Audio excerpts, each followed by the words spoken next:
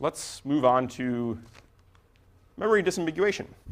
So this is kind of the analog of read after write hazards through the memory system.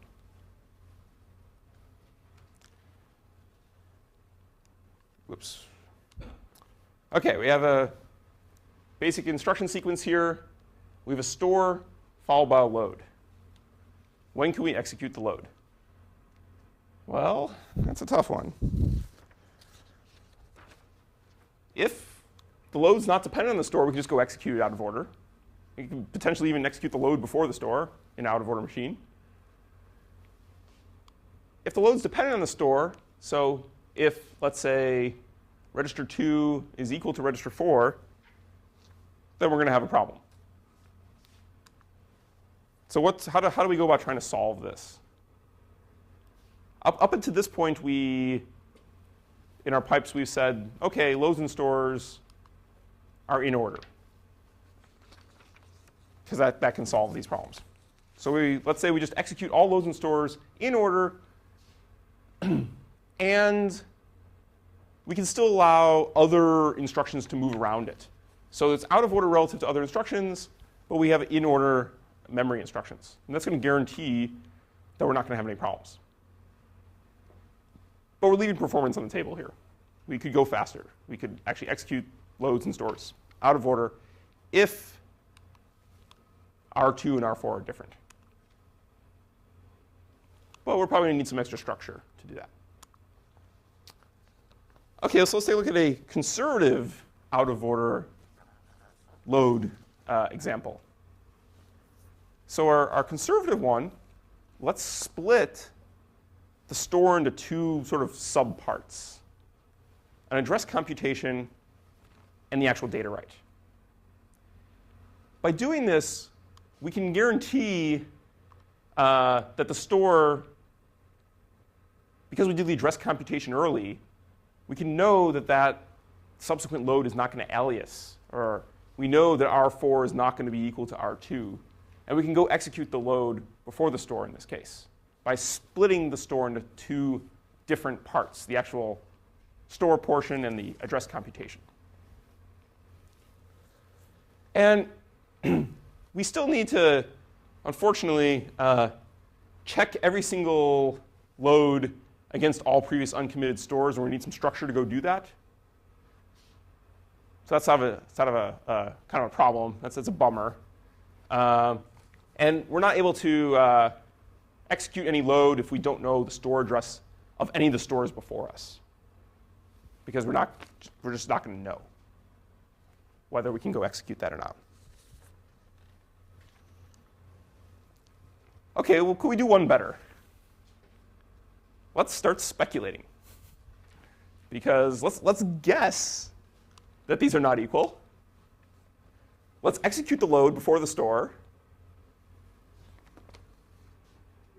And then we hold off committing the loads and store instructions, and we do that in order.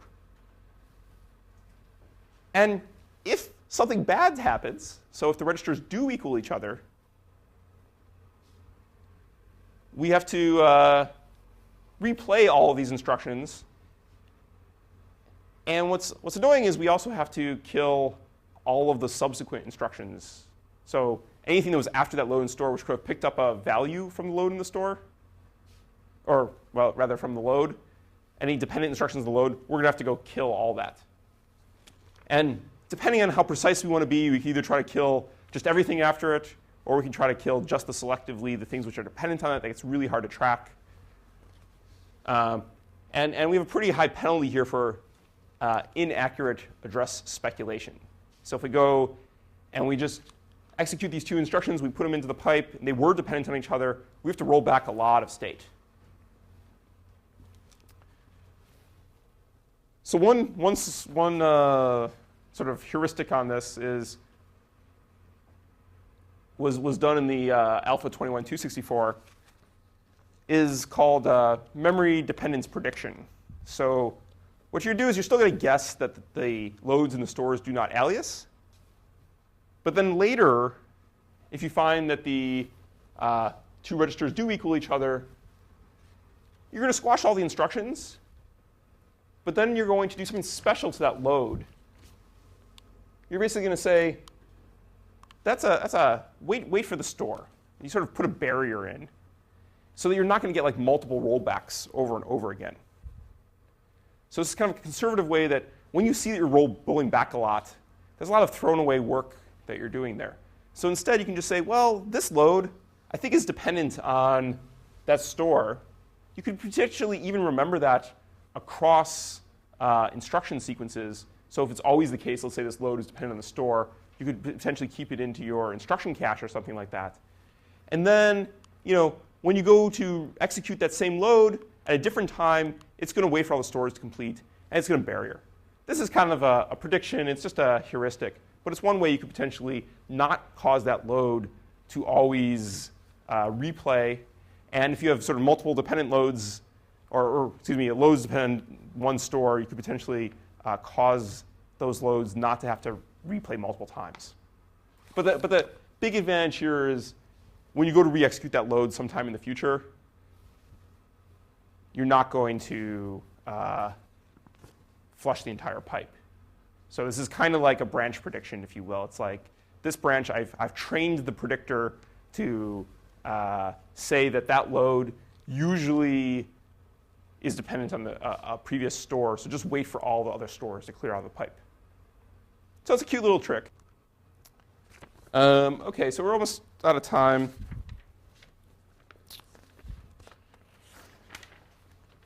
OK, so speculative loads and stores. We're going to introduce a store buffer to hold the speculative state. So let's take a look very briefly here. I'll flash up what a store buffer looks like. And then we'll think about it for a second here. So here you have your cache, your L1 data cache, we'll say.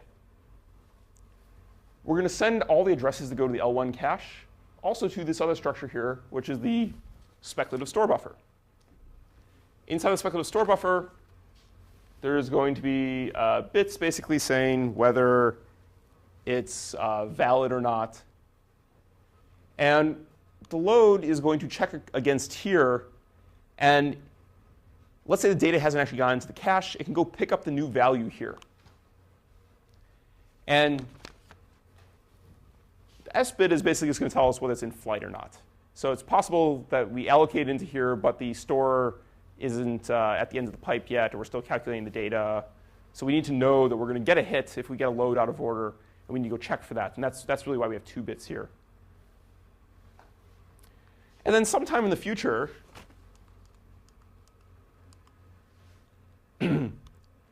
we have to eventually move the data into the data cache, because this structure will get full. If we sort of fire enough stores against it, it's going to get full. So it's probably a good idea to go move that data into the data cache at some point. We can do that at our convenience, though. And if the store aborts, this is important here. So if the store, let's say, was speculative itself, and it's on the wrong side of a branch or something like that, we just remove it from this table.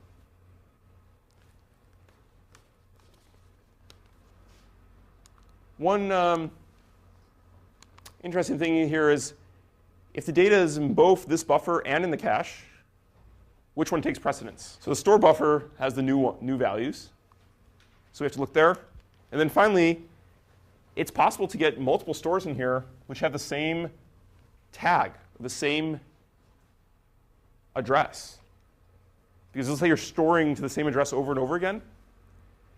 And when you go to read, you need to go read the youngest value out of there, because that's the most up-to-date one. So the lookup through here is a little complicated. You actually need to do it in program order. OK, so we'll stop here for today.